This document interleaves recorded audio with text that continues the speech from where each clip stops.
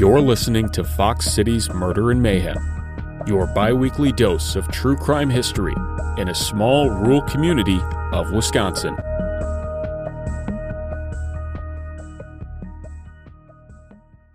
Hey everybody, welcome back to another episode of Fox City's Murder and Mayhem. I'm Eric. I'm Gavin. I'm Gavin. Where are we off to on this fine day? Appleton. Just Appleton, huh? Well, I think we haven't been to Appleton in a while, though. It's been a while, and technically this is Grand Chute, but... Well, I mean, we're really digging into details if you're going to throw that out there, man. Come on. Well, the town board of Grand Chute would disagree with that. But they would, but the town board of Grand Chute has to realize that people that have lived in Appleton for their entire life don't know when they're in Appleton and when they're in Grand Chute. It's true. It's absolutely true. It's absolutely true. For people outside of Appleton, and I'm sure there are some, even though this is an Appleton-based podcast. Yeah, like, if you go to the Fox River Mall, you say you're in Appleton. Yeah. Like, if you live here, you know it's in Grand Chute, but nobody says that. Right. And the Appleton Airport is That's the in Appleton Greenville. Airport. Well, yeah, actually, is that Greenville? That's Greenville. That goes all the way as far Yeah. out to Greenville. So I mean, yeah, we're just. But yes, but it's called the Appleton Airport. Yes. Correct. So anyway, yeah, so we got ourselves our listeners submitted episode. Oh, okay. Yeah, that's right. I completely forgot about our listener submitted episode. Yeah, I had another one that I was going to do, which we'll do next time, but we had a listener submit an idea, and so I kind of bumped it up a little bit. Let's give people what they want to hear. Yeah, and I thought it was really funny because the listener submitted, so this was actually a listener. I don't even know how this person got my email address, but they started emailing me, which generally it would come through you, I would assume, but...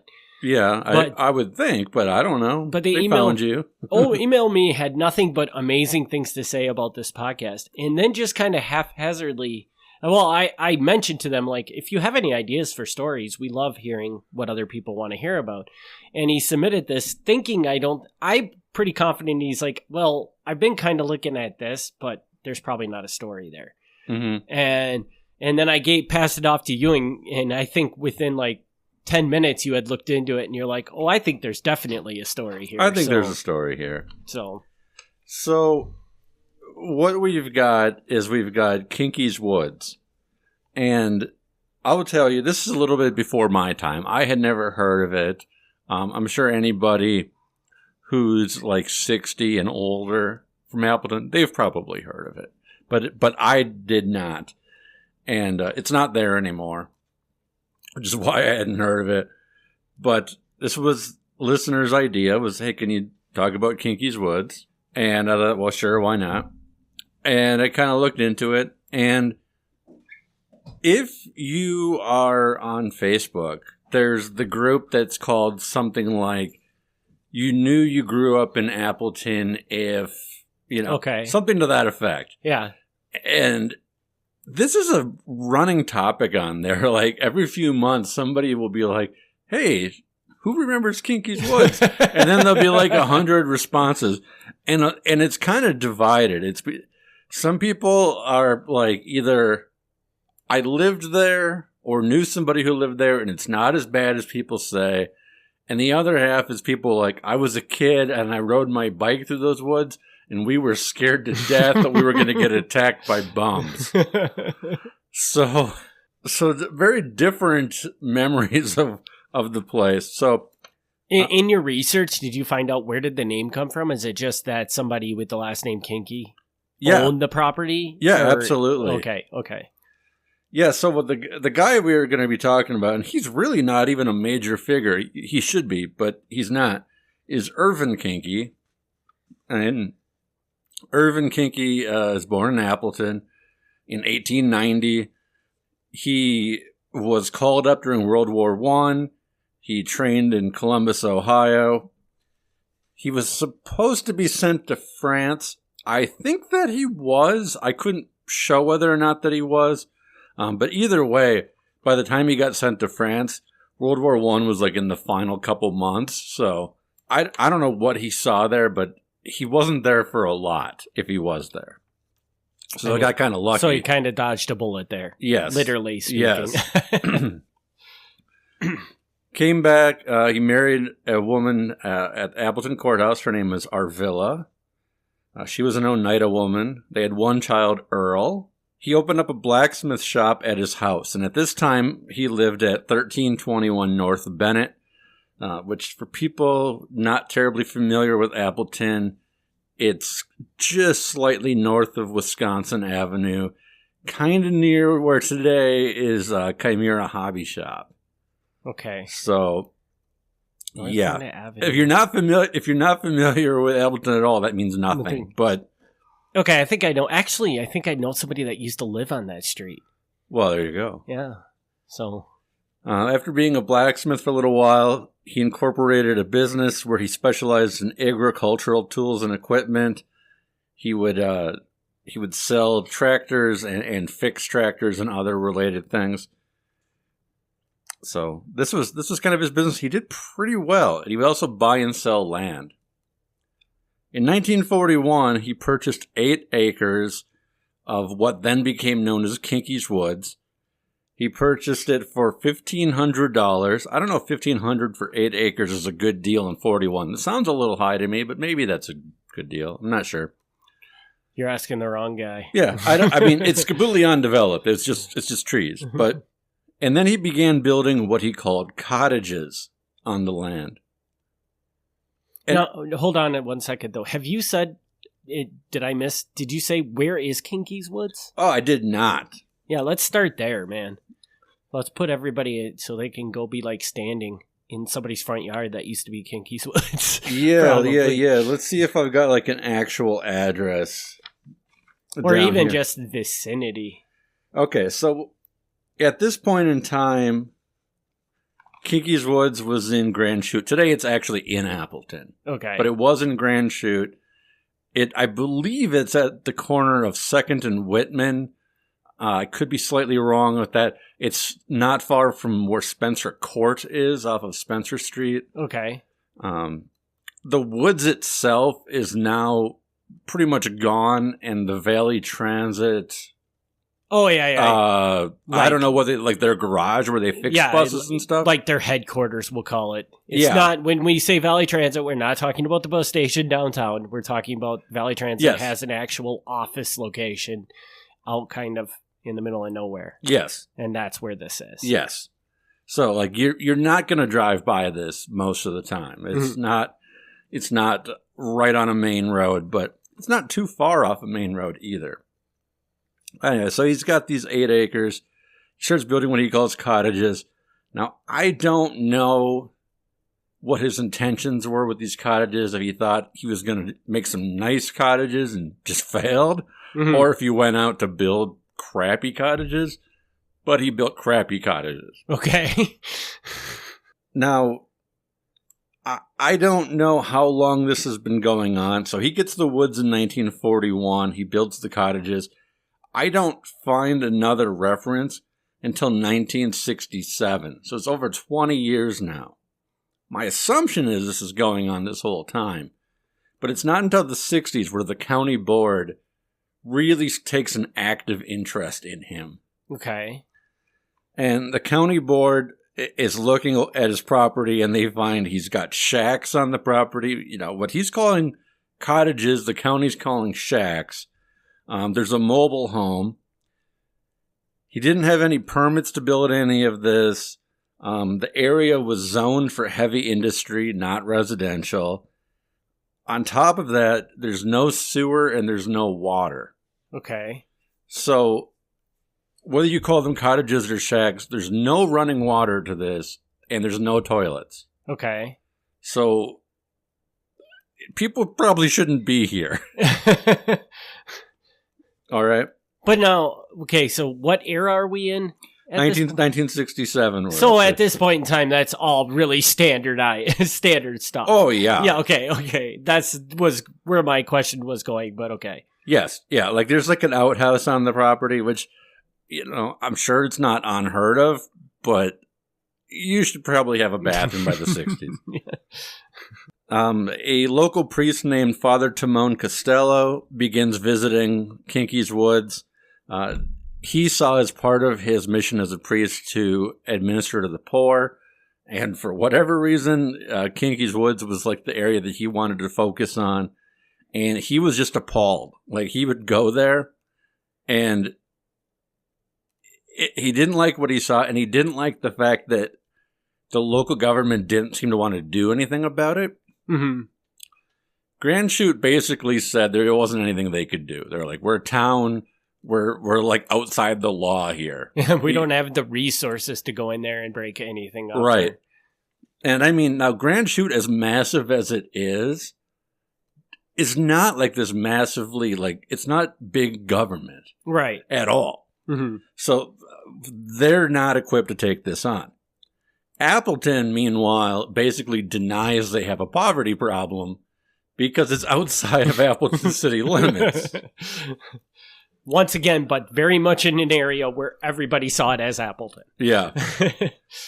So this moves Father Costello to start a place called Villa Hope, which was a halfway house at 116 South Walnut. It would take in poor people as well as people who were returning from prison and needed a fresh start. Apparently, it was really, really successful. We have numerous accounts of former residents of Villa Hope talking very highly about Father Costello and about the opportunities they had that they would not have had without him, because they wouldn't have been able to find housing. And for the ex-convicts, when they're going to look for work, there's a big difference between, on your job application, writing as a reference all the people you know in prison versus writing a priest. Having a priest vouch for you on your job application, it makes a big difference. So this was a huge thing. Kinky's Woods does not go away because of this, but it's like the first step in trying to alleviate it. And the problems continue. Within a year of Villa Hope opening, not at Villa Hope, but still in Kinky's Woods, somebody in the woods freezes to death. I don't know the name of that person, but an unidentified person did freeze to death because, in addition to not having running water and not having bathrooms, there isn't really heat. They'll build fires, or they'll have like these little kerosene lantern type heats. But even the kerosene, like, then it's in an enclosed trailer, not really safe for breathing. So the whole situation is pretty bad. During the following winter, a baby had to be brought to the hospital for dehydration due to the cold weather and breathing in radiator fumes. Oh, wow. The shack that the baby was living in was so cold that the baby wasn't even allowed on the floor because it was too cold.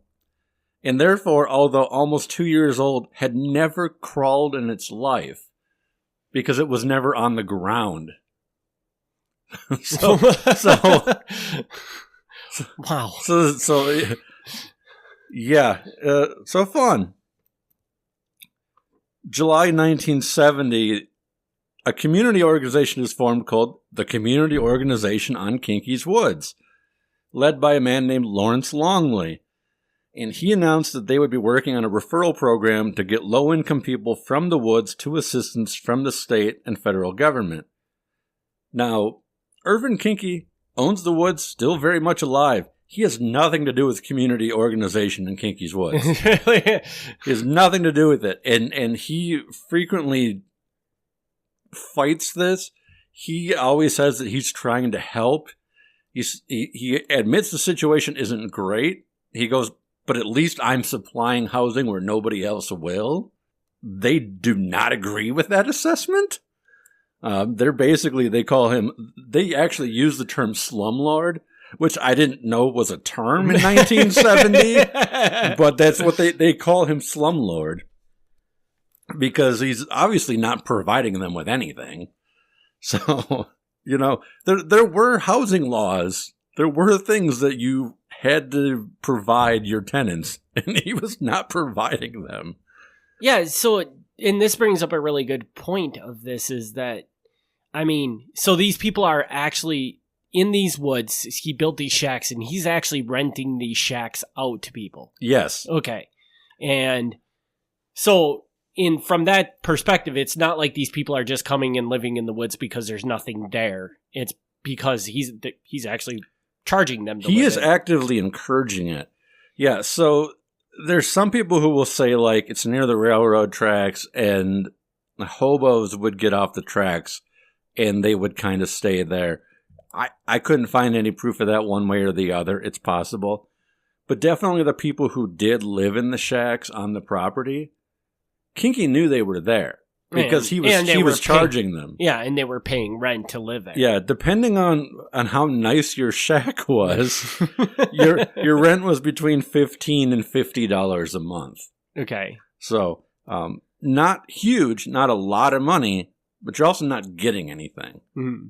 So, yeah, he's their word for him, like I said, is slumlord. His word for himself is humanitarian. And they strongly disagree with his assessment of himself on that. Totally unrelated to anything. In July 1970, while all this is going on, Irvin's only child, his son Earl, was in a boat on Lake Winnebago. When he stood up, lost his balance, he fell in the lake and drowned. He was 38 years old. So yeah, nothing to do with the woods, but just to point out here that Koenke's only son drowned in a lake, so that's not fun for him either.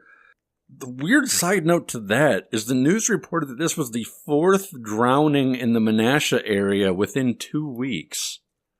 Really? I don't know what was going on. Did you look into this to see if you could find any of the other drownings? No, because it was unrelated. It was unrelated to this story, so I didn't really look into that deeper. But you might have another story right there, Gavin. Like, why do 4 drownings happen in 2 weeks in Menasha? I don't know. I don't know. It sounds like Fox Cities Murder and Mayhem material to me, man. It definitely is possible because I don't know how often people drown now, but it doesn't seem to be that often. Yeah. On the afternoon of August 28, 1970, there was a man who lived in the woods named Elvin Sam Carlson. He was 47. Police officers approached him, and he shot at them and found himself arrested for endangering safety and was brought before Judge Nick Schaefer. Attorney Jerome Block was appointed to represent Carlson and said that Carlson had only 8 cents to his name, along with a 1956 Dodge that did not run. He was held in jail on a $1,000 bond, which he obviously couldn't pay. He told the judge that he suffered from a rupture and had not worked in a year while he waited to get put on disability. I don't know what a rupture is. His mother was in a nursing home, and his brother was in Los Angeles, so he had nobody he could rely on. He had no vehicle. His health was bad. This is all he had. Not an excuse to shoot at a cop, but he's definitely at a low point in his life here. He explained that for the last 2 weeks, he had been receiving help from the town of Grand Chute. They were people who worked for the town of Grand Chute who were bringing him groceries. That was very nice of them. But then the town inspector stopped by and ordered that the trailer that he was living in be condemned because it was infested with rats and overflowing with junk. Carlson had actually been renting the trailer from Koenke for 7 years at that point, and the town said its poor condition was indescribable. The reason that Carlson shot at the officer is because they were coming to evict him so they could tear it down. Mm-hmm. Before they could tear it down, he actively burned down his own trailer. I don't know what he was accomplishing by doing that. While he was in jail, the burned trailer was demolished. Carlson was sent to the Central State Hospital for a mental examination. He was looked at for 22 days. They did say he probably had a personality disorder, but he was competent. He understood, what was going on. They returned him to Outagamie County. The charge was reduced to carrying a concealed weapon, and he was sentenced to 9 months of probation. So, essentially nothing. He gets off with that. I don't know if they're feeling like he's got it bad enough. I'm not sure. That was, as far as Murder and Mayhem goes, that's about it for that. Like the violence in this is very low. Mm-hmm. But the situation in general, this is not a great situation. So I feel like this is still worthy of covering. Mm-hmm. This goes on. More years. The town keeps coming in. The inspector is not passing any of these places. No running water, no sewer, etc. Like, you cannot be renting these places out. But another 3 years go by, and he's still doing it. The inspector came back in March 1973. They found 18 shacks in the woods. There was garbage everywhere. The shacks were made out of pressed paper. Still had no running water or toilets. The town really wanted to get them condemned and torn down, but they said if that failed, if they just couldn't get that done, and I don't know what's holding them up that they can't get these places condemned, but if they can't do that, at the very least, they would just start fining Koenke to obey the minimum housing codes until eventually he either obeyed them or he couldn't pay the fines anymore. My speculation on the problem here of they're running into is, even though these are like the most obvious places that you could condemn, because you can't heat them, you can't get rid of poop, you still have people living in them. Mm-hmm. And that's the problem, because if you're the town and you condemn these things, you have to find a place to put the people. You're basically making yourself responsible for the people. Yeah. I don't know what the legal obligation is there, but it doesn't look good if you just throw them out on the street. Yeah. All this time, Elvin Carlson, the man who shot at the police, is still in the woods. It's now 1974. He has now been there for 11 years. Now, he had previously been in that shack that he burned down on his own. He could not afford a new shack. The rent was too high. Mm-hmm. So Koenke offered him the chance to live in a chicken coop, which he took. So Carlson, this last couple of years, has been living in a chicken coop in the woods. I can't even imagine this. I know, like I said, people on the Facebook, some people actually said they lived there. Some people said they knew people who lived there. I'm not going to name any of these people. Like, they posted it publicly. I feel legally I can say what they posted, but I don't want to do that. I don't want to call people out. But if they wanted to share their stories, I'd be interested, because the version that I read in the paper versus the version on the Facebook people are making it sound a whole lot better than what I'm reading. Oh, really? They're like, it wasn't that bad. And I'm like, really? Because it sounds pretty bad. This isn't like camping. This sounds bad. Yeah. That would be really interesting. So, social worker Al Welch comes by to check up on Carlson. And in November 1974, he finds that Carlson is vomiting blood, in great pain, and too weak to even carry wood back to burn a fire in front of his chicken coop. He's brought to St. Elizabeth Hospital, and Carlson, who's 51 years old, was found to have terminal cancer. He likely had it for several years, but nobody ever did anything about it. He had been living off of $46 a month. At this point, he couldn't even get disability benefits. One doctor had told the Social Security Administration that Carlson wasn't sick, he was just lazy. And so his disability got denied. Fun. His diet was primarily cold, uncooked macaroni and cheese. That doesn't sound like it would be very good. Yeah. And I love macaroni and cheese, but that doesn't sound like something very you want. Cold and uncooked is a little questionable. Yeah. Carlson died 2 months later in January 1975. He was buried in Shawano. The $525 funeral bill and the $6,000 hospital bill was sent to the town of Grand Chute. The town chairman said that they might pay for the funeral home, but they would deny the hospital bill and make St. Elizabeth Hospital eat the cost.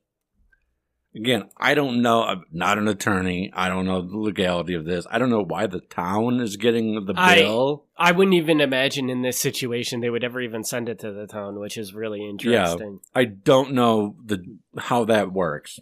Irvin Koenke passes away on May 1st, 1979. The following spring, Appleton votes 18-2 to annex the woods, to basically take Grand Chute's property and make it part of Appleton. They wanted to condemn it completely and develop it. And unlike Grand Chute, Appleton would actually have some kind of power to carry that out instead of just keep threatening it, not really doing anything. Alderman Glenn Thompson was one of the two people who voted against it. He didn't really understand the value of this to Appleton. He says, this sounds like a win-win for Grand Chute and a lose-lose for Appleton. He goes, by taking this, Grand Chute is not only getting rid of its slum area, but they're about to gain a shopping mall? Like, because this is right when the Fox River Mall is going up. They're like, this sounds like everything is coming up great for Grand Chute. What are we getting out of this? Well, guess what, people? In the end, Appleton won, I think. Yeah. Another hurdle was that Koenke's will specifically gave the woods to his 5 grandchildren and said that they could not sell it until the youngest was 21 years old. Something that wouldn't happen until 1988, or 8 years later. Regardless, the last resident was pushed out of the woods that same year, 1980, and in 1981, Valley Transit built its $2 million garage on the site. I don't know how they got around the will. Not sure the details of that, but they obviously did. So I would assume that the government has a way to just go in and take somebody's land if it's for the right issue reason, and that's probably you're right. just I mean, maybe it's did. an eminent domain thing. I don't know. I don't know what they did here. So this is like the super broad version. I don't know how many. We know there's at least 8 shacks on the property, probably more, over decades. So I don't know how many people lived in the woods over that time. There's probably a lot more stories here that obviously never made it to the newspapers or much of anywhere else. And I think they'd be great stories. But I did want to share what I could find because, I was not aware of this. Mm-hmm. And while it doesn't shock me in the least that there was a poverty, homeless issue in the 60s and 70s, like, I'm not surprised at all by that. I mean, Appleton maybe tried to deny it, but any city of a certain size is going to have issues. Mm-hmm. That's not shocking. Well, and it's just like a lot of people in Appleton probably tried to deny the fact that there's a homeless issue here today. Sure. But there certainly is. There certainly is. There are homeless people everywhere around us. Yeah. So. But regardless of any of that, if the reports here are accurate, and I tend to believe that they are, this is bad. Because it's one thing, like, if you can't find housing and you have to sleep under a bridge or whatever your situation is, that's bad. I'm not apologizing for that. But to actively rent a place to somebody that should not be rented, I feel is worse. I'll agree with you, but the one thing that I will say to this is that now, if what they reported in the newspaper is truly as bad as it was, there needed to be improvements made to this place. Oh, yeah. But I do think the Koenke guy does have a valid point that he is giving homes to people that can't afford any other home. Oh, no, and I'm totally in favor of that, but it doesn't sound, again, I don't know. It's before my time. I didn't actually see the properties. But there's a difference between giving someone a place so they don't get rained on and this. Yeah. Like, this is not good. No, and I would agree with you if everything that's stated in there is true. Yeah. I mean, something needed to be done here, but I would also go as far as to say that right now it's like we have this stringent code of what everybody has to live in. Yeah. If you can't afford to live in that, well, we're sorry.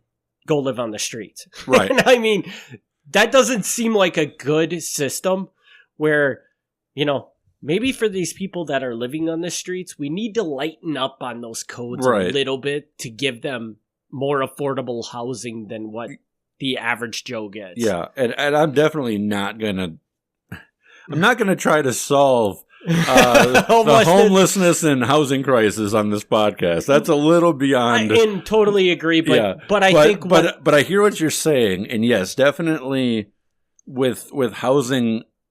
Again, not that I know, but based on apparently what you hear is that housing is increasingly not affordable for people. Mm-hmm. It does make sense. There should be some kind of ways around that, right?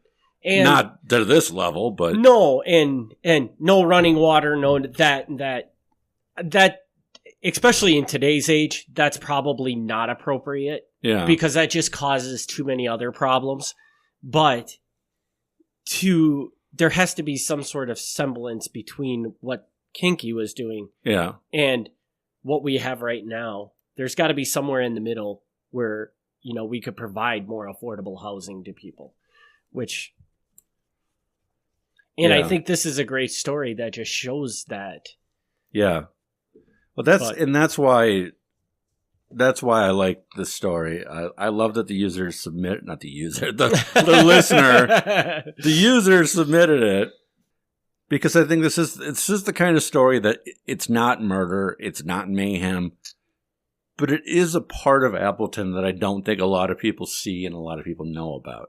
And I don't even know how to address this.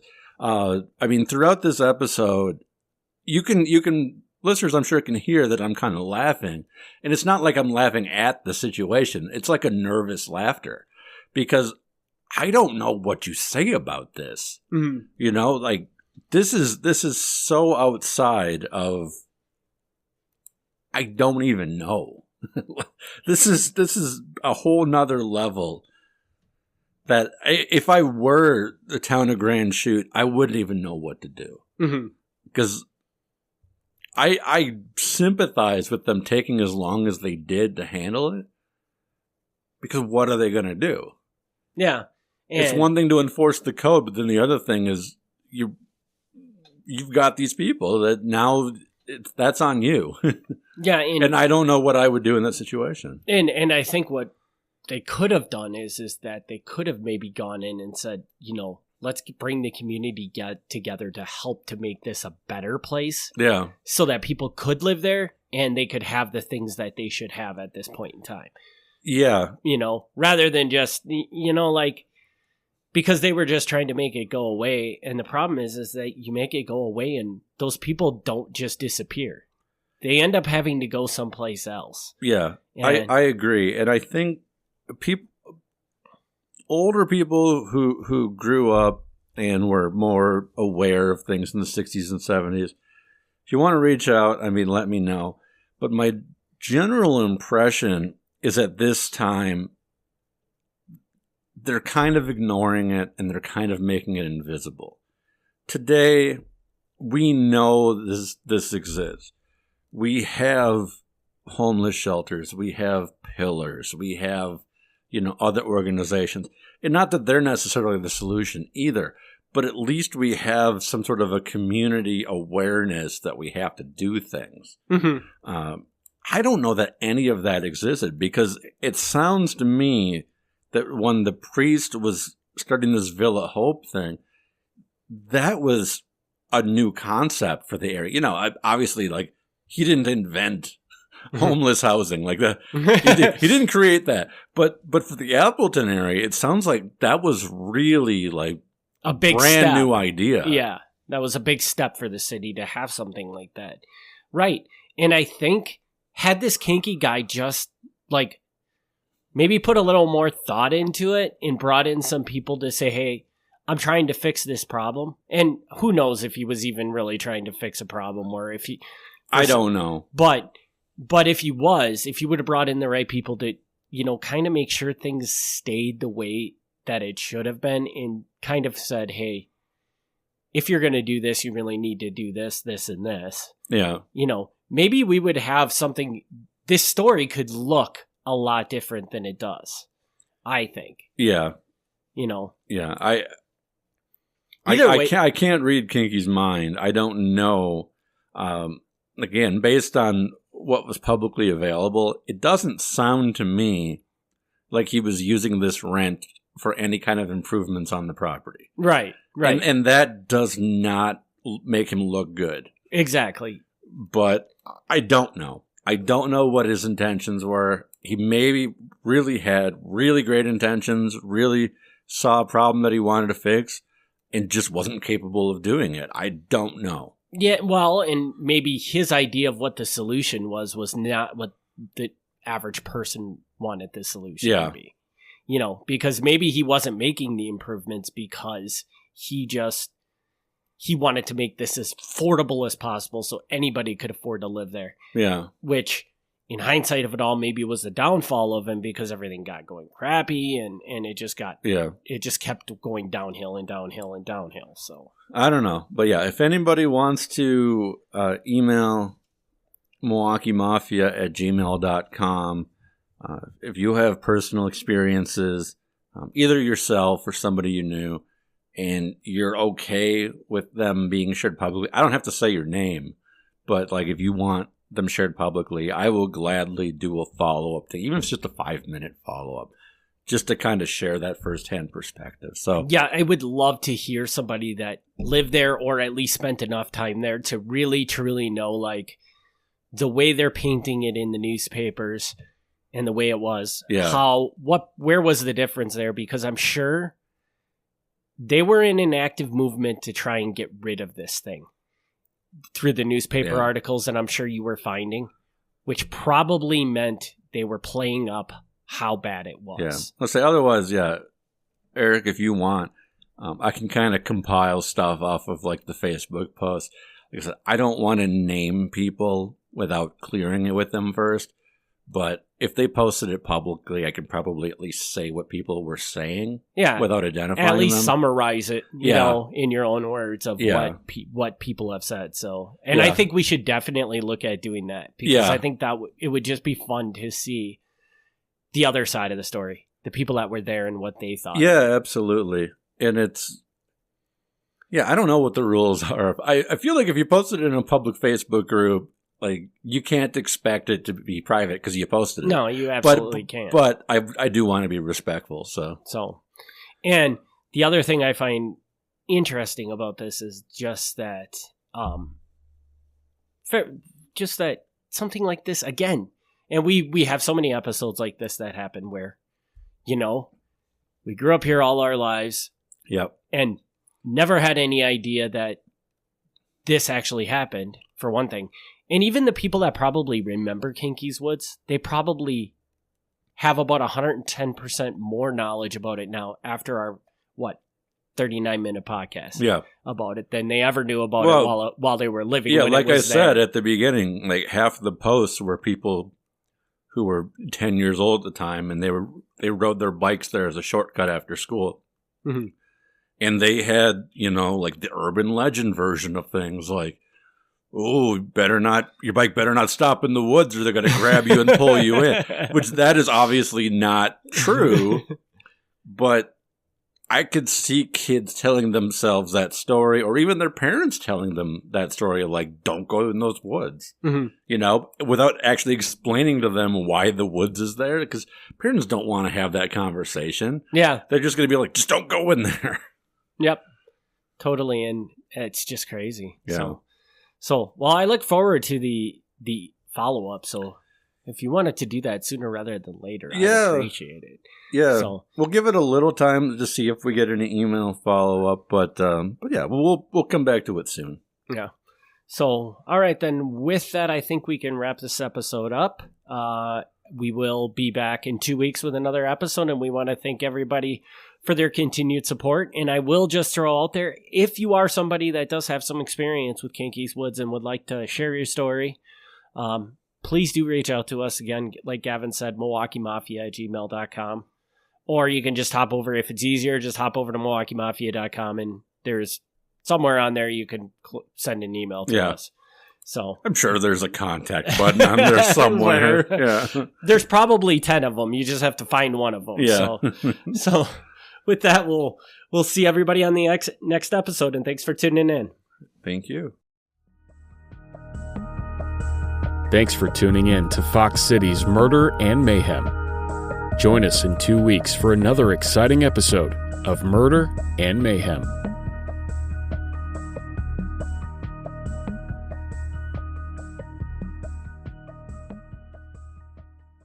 Hey there, e-commerce enthusiasts. Let me tell you about a game changer in shipping, ShipStation. It's the ultimate platform for simplifying your shipping process.